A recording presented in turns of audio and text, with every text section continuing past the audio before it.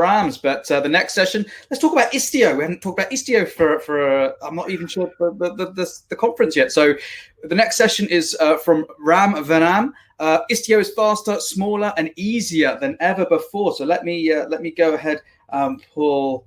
There we go. Pull Ram in. Hey Ram, how's it going? Hey Simon, how's it going? Pretty good. Going well so far. Yeah, going well so far. So let me give a quick introduction to Ram. Ram is an IBMer, a technical product manager and developer advocate for IBM. Current focus on the IBM Cloud Kubernetes Service. And so Ram, you've been doing a lot of work on Istio? That's right. Yeah, I've been on the Istio project for like a year and a half now. So awesome. I'm on the Istio steering committee as well, and I kind of lead some of the developmental efforts from IBM side. Awesome. So I won't take up any more of your time because I know we're a couple of minutes late already, so we can go touch over. But I'll hand over to you. Great. So I should be sharing my screen. Let me know when you see my first slide. It should be up now. You see it? Yep, it's all awesome. Up now. Cool. So in today's session, I want to kind of give a quick overview of what Istio is, in case there's likely people on the call that don't know exactly what a service mesh is or how it kind of operates, and then really focus on what are the major improvements that went into Istio over the last like 6 months to a year or so, because the community really focused on making it faster, smaller, and easier. So I want to highlight some of the work that the community has done. So why Istio, or backing up a little, why do you need a service mesh, right? So now a lot of companies have adopted microservices architecture. It's great. Kubernetes is great from a container orchestration perspective, being able to stand up a container, tying those pieces together. But then they're starting to look up and look at the world from a microservice point of view instead of a container point of view, and seeing that there's some additional challenges that they need to tackle. Things like security. So they want like mutual TLS within their cluster from one container or one pod talking to another pod. They want to be able to do canary deployments and A/B testing with different versions of your services, your containers inside your cluster, and then dynamically route traffic to one version or another from a cluster administration perspective, to do it dynamically to see how the system behaves. Being able to inject fault into some of your microservices to see if it will take down the entire system, or will you have cascading failures? So testing. And then policy management, being able to say that only this service is allowed to talk to that service, but my UI service is not allowed to talk directly to my database service, things like that. And then last but not least, there's telemetry, which is being able to get a complete end-to-end view of how your entire application stack is deployed, and how traffic is flowing through your entire mesh. So I'm showing a diagram here of kind of how the Istio architecture, the classic Istio architecture, and I chose this version. This is 1.1 version. It's because I think that most people that have used Istio are familiar with this architecture. So I want to just get everyone up to speed to this point. If you look at the very top of the architecture where you have service A and service B, if you have them both deployed to your, let's say your Kubernetes cluster, without Istio, if service A wants to talk to service B, it'll just use the DNS that is inside Kubernetes, get the IP address of service B, and just start talking to it directly. And there's not much you can do to control this communication. Now, if you have Istio installed, Istio can automatically embed this proxy that runs. The proxy itself runs in a container, but it'll run inside the same pod as your application container. So now in one Kubernetes pod, there's your container and the Istio proxy container. And this proxy is programmed to intercept all incoming and outgoing traffic to your container. So now when service A wants to talk to service B, the proxy on service A side will intercept that request. It can check to see if there's any policies in place to see if that communication is allowed to happen. And so it'll check the Istio mixer component, the mixer policy component, and then if it's allowed to, then it will start talking to the proxy on the receiving end, on service B side. If you have mutual TLS configured, it will start upgrading the traffic, and then proceed on with the communication. Once this communication happens, out of band, each one of those proxies will report telemetry information of what just happened back to the Istio mixer component. couple of the other components on the bottom, Pilot and Galley, they're responsible for receiving your Istio configuration. So a user will write Istio config as like Kubernetes YAML and apply it to Kubernetes. So the API server will receive it. That's the Galley component. It'll pass it over to Pilot. Pilot will convert that YAML to Envoy configuration and then send that config to each one of those proxies you have inside of your cluster. The piece on the bottom right, Istio Citadel, is the security component. It is responsible for generating certificates for that mutual TLS. So it's a certificate authority. It generates certificates for each one of your services, provides strong identity, certificate generation, regeneration, rollouts, etc. It handles everything for you. Some of the main configuration elements that you need to know when you're starting to use Istio are the following.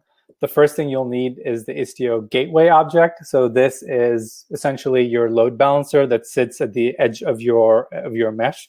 So this is where you define, your host and a port. So this is where you want to listen to traffic, for traffic coming into your cluster. In this example, I want to listen on mybookstore.com and all traffic on port 80 using HTTP protocol.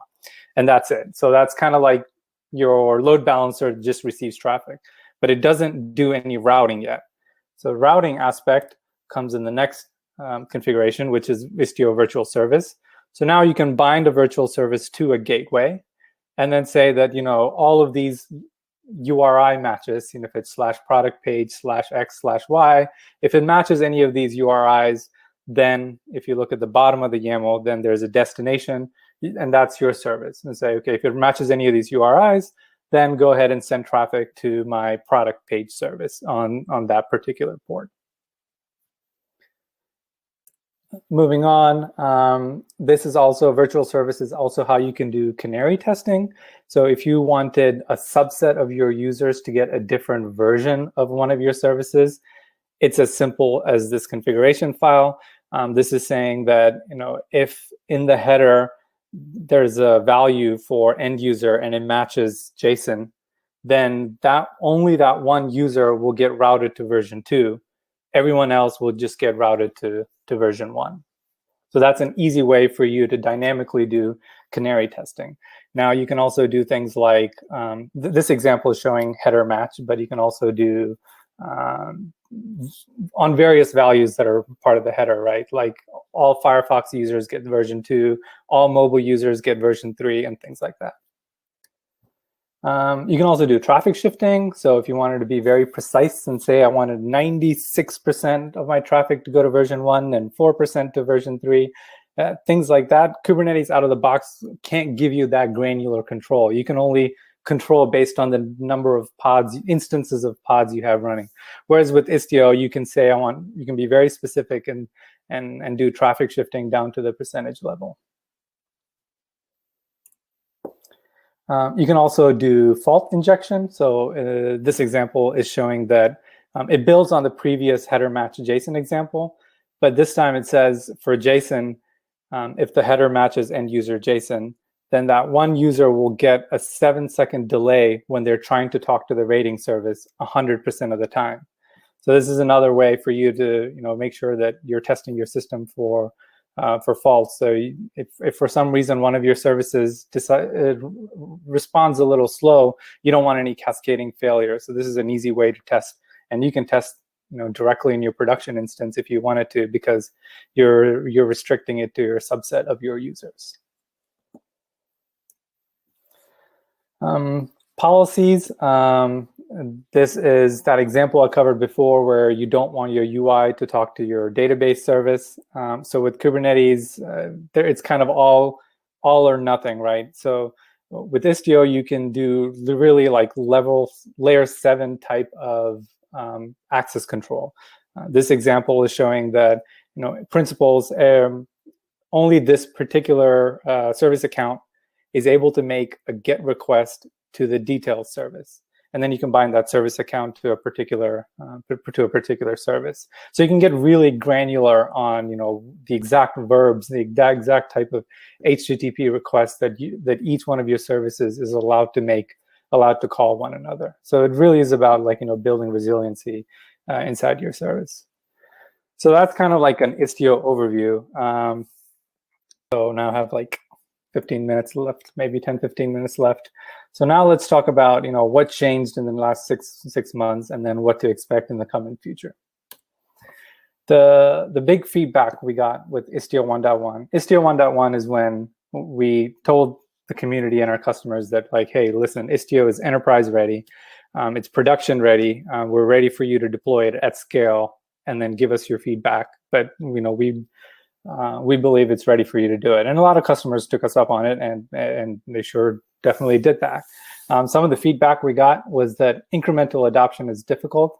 So adding one service at a time to Istio to test how it's behaving has been challenging. Difficult to debug when things are not working, because there's a lot of kind of behind the scenes things going on with the Envoy proxy intercepting requests and Istio configuring those envoys. When things don't work, when you have a bad configuration, you don't really know how to debug unless you're like an Envoy expert and you're able to read your proxy logs. Installation is difficult. Istio did expose a ton of configuration knobs because we're trying to satisfy all users, right? We supported multiple environments. We supported multiple cloud providers, Kubernetes environments. We wanted you to be able to deploy single cluster, multi-cluster, and we just gave you, everything you wanted to do configure that, we let you configure using these Helm values. And that became very difficult for users to figure out what they need to set as far as best practices for their production and dev and evaluation environments. Some customers deployed it at massive scale, like 10,000, I said 1,000 plus, but like up to 10,000 services, and started reporting problems of the Istio control plane footprint going up, applying configuration and seeing a spike in resource usage, temporarily while that configuration got rolled out. And then they also reported problems with policy enforcement. If you have policies in place, that means that every single time one pod needs to talk to another pod, the proxy needs to check the mixer policy component to see if that transaction is allowed. Now, that you can do some level of caching, but it still added quite a lot of latency to it. So we decided to tackle all of these feedbacks from Istio 1.1, and now we're at Istio 1.5 for reference. The big improvements were in usability. We invested a bunch in the Istio CTL command line interface, being able to now describe any service or pod. Istio CTL describe service, and then you provide the name of the service or the name of the pod, and it will introspect the configuration that's applied to that service and give you easy to read output. So the top right example is showing that this service is listening on port 9080. The neutral TLS is configured for permissive. Clients are configured to talk to this pod using neutral TLS automatically. It shows which ingress gateway the particular service is exposed on and what URIs it's configured to listen on. So that makes it very easy to immediately debug when something is not working. You just describe your service and then check it out. Istio comes with various dashboards, Kiali, Grafana, Jaeger, etc. For you to get all your observability information, we made it really easy to launch those dashboards by just typing Istio CTL dashboard Kiali or dashboard Grafana, dashboard Jaeger, etc. And then another one I want to highlight is Istio CTL Analyze. This allows you to check your configuration files before you apply it. So if you have your YAML, your Istio YAML, you can just do analyze and then give it that configuration file. The -K option tells it to check that YAML against your Kubernetes server itself to see if it's compatible. If you're referencing gateways that don't exist, or if you're referencing virtual services that don't exist. A lot of people, got in trouble by just basically writing bad YAML that they weren't able to get feedback on. So this was a big improvement for users to add this check into their pipeline, and not apply things that's going to break their system. We talked about how the Istio policy, mixer policy, added a lot of performance hit in terms of latency, as it needs to do that out-of-band check. So in the future now, we're moving all of that logic to the proxy itself and getting rid of that out-of-band mixer component. So normal policy checks like authentication and authorizations have already been moved using authentication and authorization APIs, which are very simple to use. The proxies used to report all telemetry information to the mixer telemetry component. Now they don't do that, or they don't have to do that. They can serve proxy. They can serve their telemetry endpoints directly from the proxy itself. So you can then now deploy a Prometheus agent, which will scrape the metrics directly from each one of the proxies. And then any extensions that you want to write for Istio in the past have been through Istio Mixer component. Now Istio Proxy Envoy now supports WebAssembly. WebAssembly is a binary artifact originally meant to run in browsers and stuff. But this allows developers to write various extensions, package it up into this nice binary format, and hand it over to the proxy, and the proxy will run it directly in the proxy itself and not call any other endpoint. So these will cause huge amounts of performance improvements, both in terms of like memory footprint and CPU resource utilization, as well as latency itself. Installation, we simplified installation by providing a couple of new things. We created this Istio operator configuration file. This allows you to easily define exactly what you want your Istio control plane to look like. What components do you want to enable and how to configure them. So all of those Helm values knobs are now easily configurable through this mesh file that has a good set of defaults, and you only overwrite anything that you want to change. So if I wanted just a default installation of Istio, this file would only be like 4 or 5 lines long. This example is showing some customizations. Now, once I create this Istio operator configuration file, there's 2 ways I can use it to deploy Istio. I can do Istio manifest apply, which will take this configuration file, generate all the necessary like Kubernetes artifacts, the deployments, the services, etc., and just apply it to your Kubernetes cluster. Or you can use the new server-side controller, so a true Kubernetes operator. You would apply this configuration directly to your cluster. There would be an operator that's running inside of your cluster that listens to that configuration file and then applies changes directly in the cluster itself. So if you apply any new version of this Istio operator API, then the controller will pick up the changes and keep it updated. Moving forward, I think this will be a pretty primary use case for installing Istio, especially for like platform administrators. The traditional Helm installation, we're looking to deprecate it. There's still some users that have a very strong desire to keep it, as they use Helm as part of their existing pipelines and they want to maintain consistency. So keep on the lookout for what will happen with the current Istio Helm installation. A big architecture change that Istio went through recently is that we moved away from microservices. And this is hilarious because Istio is there to help you with your microservices. And Istio itself was built using microservices, but then we decided that Istio itself doesn't need to do microservices. The advantages of microservices, being able to write each individual service in different language, being able to deploy them independently, being able to manage each lifecycle independently. We're not doing any of that in Istio. All of the services are written in Go. They all get deployed together. They all get upgraded together. So it didn't make sense for Istio itself to have all of these various pods. So in Istio 1.5, we moved back to monolithic architecture, and now there's this one Istio D component, which comprises of the Istio Galley, Pilot, Citadel, etc. So this tremendously reduces the Istio footprint itself, as well as performance. It makes installation much more easier, makes debugging much more easier. It's just overall much more simple from an Istio administration perspective. So now for the Istio control plane, there's only one Istio D component.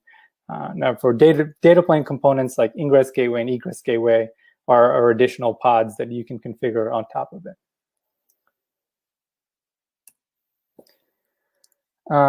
In the past, if you wanted to enable security, mutual TLS from pod to pod communication, it used to require you to configure each one of them manually using YAML. You would have had to write a destination rule to tell the client side to upgrade traffic to MTLS. And then on the server side, you would have had to create a policy that says, I only accept MTLS traffic.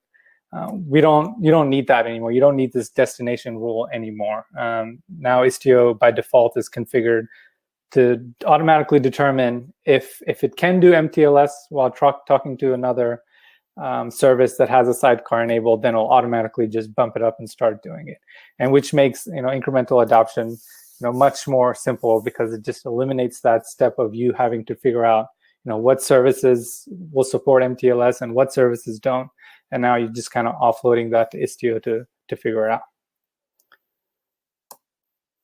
out. Performance is something that we get asked a lot with Istio, right? You're adding pieces that are intercepting traffic, so there's obviously going to be some latency. So this is a good summary reference point for you to keep in mind when evaluating Istio. So with Istio, we do a load test with 1,000 services in a cluster and 2,000 sidecars, because there's 2 proxies, because 2 instances of those services running, and we run 70,000 requests per second through the mesh. So in that scenario, is each one of those Istio proxies that run next to your container will use half a vCPU and 50 megabytes of memory per 1,000 requests per minute that's going through that one sidecar. As far as latency, if you talk pod to pod, that means there's 2 proxies, one on the server, one on the client side. Those proxies together add about 2.8 milliseconds of latency, with a kilobyte of traffic going through at 1,000 requests per second and 16 connections. Pilot, which like Istio's main control plane component, with 1,000 services, will use 1 vCPU and 1.5 gigabytes of memory. So this is the state of performance for Istio 1.5. Compared to 1.1 or 1.0, this totally blows it out of the water. But really, this is hard for you. You really need to evaluate what Istio will add in terms of performance in your own cluster. We had many users report that Istio actually increased their performance because they were doing all of these load balancing, all of the TLS termination and initiation logic. They were doing all of that inside of their own application code. And after they added Istio, they got to remove all of those pieces from their application, and they realized that, hey, Envoy is able to do it at a much faster. Is able to do it much faster than we were doing it in our Java code, for example. So it really depends. Your luck may vary on in terms of performance, but this is a good kind of reference point. With that, I want to say, thank you, for you to get started with Istio. There's multiple ways. You can go to istio.io and download Istio and just deploy it to your own Kubernetes cluster, Minikube, or whatever. Various platforms now offer managed Istio. So I work for IBM Cloud. So our IBM Cloud Kubernetes service has a single Istio, managed Istio add-on. You just click a button and installs Istio on your cluster for you. And then we manage the entire lifecycle of Istio, keeping it upgraded, et cetera. If you're running, Red Hat OpenShift, Istio is provided using Red Hat OpenShift Service Mesh through Red Hat Operator Hub. Same way, you install the service mesh through the operator, and it installs it to your cluster, and then you can use the operator lifecycle to keep things updated. So getting started with Istio is very easy. It's only now up to you to go ahead and try it out. Use some of the new Istio CTL UX improvements to add one service at a time to your Istio mesh and see how it behaves. And then, before long, hopefully you'll be able to add all of your services to the service mesh, and then the service mesh layer just becomes transparent to you. Awesome, Ram. Thank you very much. Really appreciate that session, and I'd love to invite people to ask questions either through Slido or through the Slack. I'm curious about the when you're talking about the feedback that you got after the 1.1 release. Was this feedback from people in production, or was it people kind of like doing proof of concepts? And the second part of that is once they got the newer features that like you said. How did that change, where they were using it or how much they were using it? Absolutely. I think it's both, right? Most of our users in the 1.1 timeframe were evaluating Istio, and with immediate goals they had goals like they need to secure their entire cluster. All pod-to-pod communication had to be mutual TLS. So that was their goal. So then they were starting to evaluate Istio. That's how we started getting feedback. We got feedback through through GitHub issues, through our Discuss, through our Slack. So just from all the issues that are opened up is where we gathered most of this feedback. And you can tell, right, based on the number of issues you're getting, the number of questions you're getting on Slack, where people are getting really hung up on. So that's kind of where we got the feedback from. There are several podcasts of big clients that have used Istio in production and outlined some of these performance problems, like that mixer problem where they really told us, yeah, this is going to be a blocker as we go up to more and more services. That's why we really put our efforts on that. But yeah, recently we've been getting the same feedback from the customers that it's significantly better. We know that because they have more and more services deployed and running as part of the mesh with no problems. Mm-hmm. Awesome, Ram. Thank you very, very much. There's no other questions in right. Oh no, there is. Sorry, one question here from Mehmet. Have there been any thought into which logs are valuable to security, and what's the best way to extract them into a SIEM for Istio? SIEM for Istio. SIEM. I don't know what SIEM is. Do you know, Simon? I'm not sure. No. The first okay. One. Take a look. If Mehmet wants to elaborate on that one a little bit. So I assume, if I assume properly, that when you say security logs, you're talking about encryption and audit logs.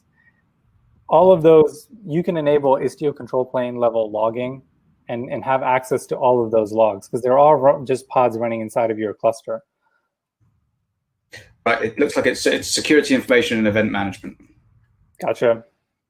So I guess intelligent security analytics through IBM or something like that, I guess. Yeah, I haven't seen anything where we're directly integrating Istio control plane events to one of these, like audit management or any type of event management systems. But I don't see any reason why you would not be able to do that. I think writing a new WebAssembly plugin would be a great way to get that integration going. Cool. All the information is there. Yeah.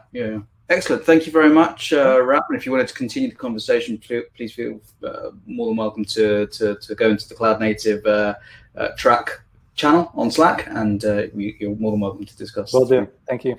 Thank you very much.